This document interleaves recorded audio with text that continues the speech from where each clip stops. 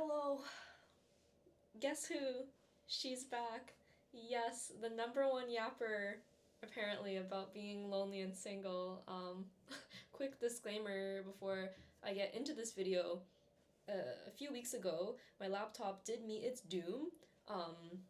Laptop plus water do not mix together.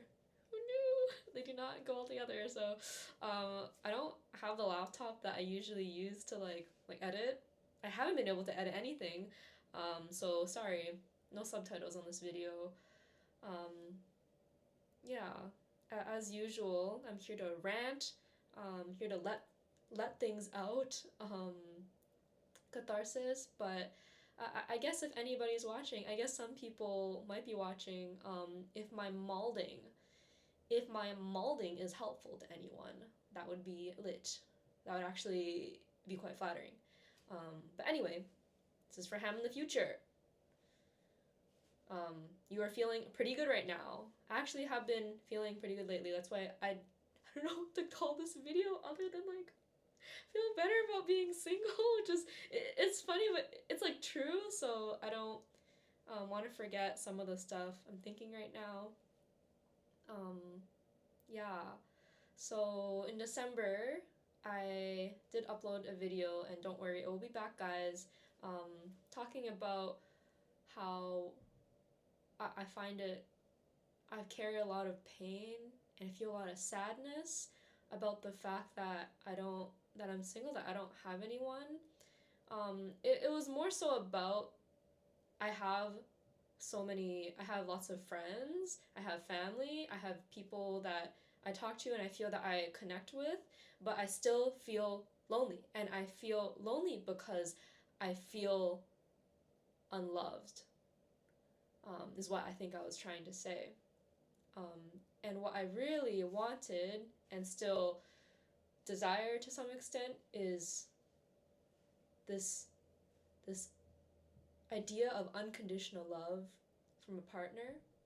Um, I think wanting a relationship and I think it's natural to want a pair bond and to want to be with someone and to want to start a family. Like, I think that would be great, but I think like my want for this became almost an obsession, and it started impacting like my day-to-day life, and I was just like miserable every day, like, oh, like what's wrong with me, like haven't I like found anyone. I've been asking myself, like, why do I want someone to love me so bad? It's like I don't even have to like see this person every single day, like two, 3 times a month, like sure, like I'm just saying, like in a relationship, my day-to-day might not change that much. But my response was just like, oh, it's just this feeling. It's just that knowing that someone out there loves me and prioritizes me just feels so good. And I was like, why? And I think it's because I have this internalized belief. I think that at some point, whether it is through like society or like upbringing or media, friends, I have this belief that if someone loves me, then I think that my life has meaning. That I think that my existence has meaning, that my life is worth living solely because someone else out there loves me. And if someone doesn't love me, I feel like there's no meaning and therefore I'm not happy.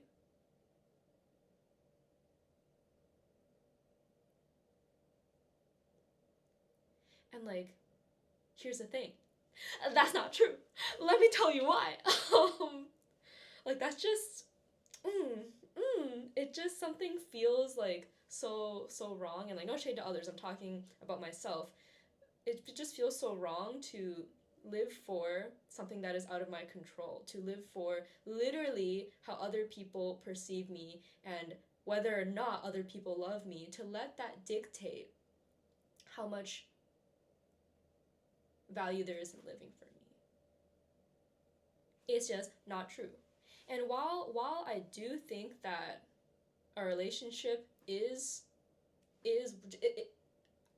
meaningful. Like, don't get me wrong, I think that having a partnership and building a life with someone and sharing happiness with them, like just being with someone, I still think that that is meaningful, but that's just one of the many, now I think that that's just one of the many avenues that I can take to give my life meaning.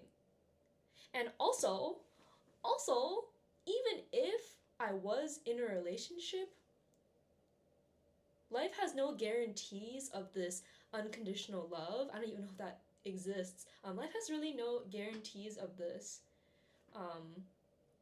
that this person's gonna be with you forever. Just look at how many marriages end in divorces. I mean, just looking at the statistics of like wives who get cancer and the proportion of husbands that leave their wives once they get cancer, like it's just like pretty depressing. And of course, to contrast, you can look at how many women leave their husbands when they lose their jobs. People are always changing. Our hearts are always changing. The world is always changing. I could get married to someone and 10 years later, like, we could get divorced. There really is no guarantee that just because I find someone that, there's no guarantee, and there is no obligation. No one is obligated to love you. I don't know if that's a hot take or not, but no one has an obligation. I would dare say that even like my mother, I guess the law, but like she has no obligation to love me unconditionally. My friends don't have an obligation to spend time with me, and my lover would have no obligation to love me. So then it's like, okay, well, if no one is safe, I don't know why I said it like that. If no one is safe from being alone, like, then what do we do? Well, I don't want to let my life, the meaning in my life, be dictated by factors outside of my control. I don't want to be living for the happiness from a relationship, thinking that, okay, like, I'm going to work on myself, I'm going to be the best partner I can be for this person, and once I meet them, once I find this person, then I'm going to be happy. Then my life will have meaning. No, I mean, don't get me wrong, like, I am hella working on myself, but the motivation is now more intrinsic. It's not like, it's just not for anyone else. It's, of course, I want my partner to have a good partner if I meet them for them, but it's no longer, the cause of all of this is solely no longer for someone else. So I guess, how do I be happy alone? Well, I think that I feel happiest when, you know, my life has meaning, and then I find that meaning through other things. And right now it's looking like just genuinely just being a good person, just being a kind person to others whenever I can. It's looking like taking good care of my health, not because I want to look good for someone, but because I want to be healthy. It's looking like searching for new experiences, traveling to new places, Japan. Yeah, it's very freeing to be able to dictate the own meaning that your life has. And as my friend likes to say, very wonderful friend who listens to me yap, you know, like, he thinks that we have meaning just by existing. And I think that's a very wonderful thing. So also, like, I don't mean to make all of this sound like, are you unhappy? Just be happy, bro. Are you homeless? Just buy a house. You know, something like, you're the agent of your own happiness, and the reason why you're unhappy is because it's your fault, and it's like your perception of the world, and blah blah blah. Like, no, no, not really that. Like, perhaps for some, subscribing to Buddhist philosophy, it is the goal to reach enlightenment and become extremely detached from all of your suffering in this world. But I don't think that's realistic. I don't think we're ever gonna be 100% immune to like external factors, to what's happening around us, what's happening to our loved ones. I think it's more like sometimes we have more control than we think over how we react and what we consider to be important, where we place our self-worth. Also, I'm gonna say that I don't completely believe that self-love, I don't really have a good definition for it yet, but I don't think it's like a one-to-one replacement, that it feels like the self-love hype train is saying, like as long as I have self-love, like suddenly like I'm not gonna need or want a desire for a relationship. Like no, like I think like the desire is still there, but what I think, where I stand in terms of self-love now is that if I don't have this external thing, this love, I still have value. And yeah, my life is still pretty lit. So now onto some, I guess, more practical tips. I don't really know why these things make me feel good when I do them, but I just do. One thing is like definitely having a routine. Who knew that sleeping at the same time every day and getting up at the same time was good for you? Well, it's worked for me, especially like having slower mornings to like start off my day on a good note. My days are definitely worse if I start them off doom scrolling. Trying to reduce like laying in bed and like doom scrolling has been really good. I don't win every day, but I'm trying to win the war. I might lose some battles, but I'm trying to win the war. Weighted blanket. Oh my god, a weighted blanket is a game changer. I used to get like, if I don't have my weighted blanket, I get really bad anxiety at night, like the night terrors. Yeah, exercise really helped. Shout out to Dr. K, the goat.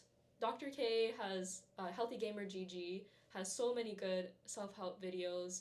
And I think he takes a lot of real life studies and research and is able to break them down in a very comprehensible way for his viewers. Matthew Hussey, y'all already know Matthew Hussey, the goat. Yeah, like just trying to consume more good content. I am guilty of, I have been on r/lonely in the subreddit. I am definitely guilty of being there. It just feels that when I consume negative content, it feels like I'm being empathized with. It feels like other people understand my pain. And just as a human thing, it feels really good to be understood. But the caveat with that is that, you know, like the media that you consume is kind of like the diet for your brain. Like you are what you eat. If I'm only consuming this like negative, angry media, if I'm only consuming like femcel content, like hating men, for example, like I'm gonna become a very negative, dark, gloomy, lonely person. So I prefer to, I feel better with more uplifting content when I surround myself with people who try to lift me up. Yeah, so all of that. So I have no idea if any of this was coherent, if anybody is watching my yapping, but we just take life one step at a time. Yeah. There's nothing else to say. That is it. I hope your pillows are cold, and I hope people have a good night. So, yes, that's it. Bye-bye. Hope my laptop gets fixed. Please pray.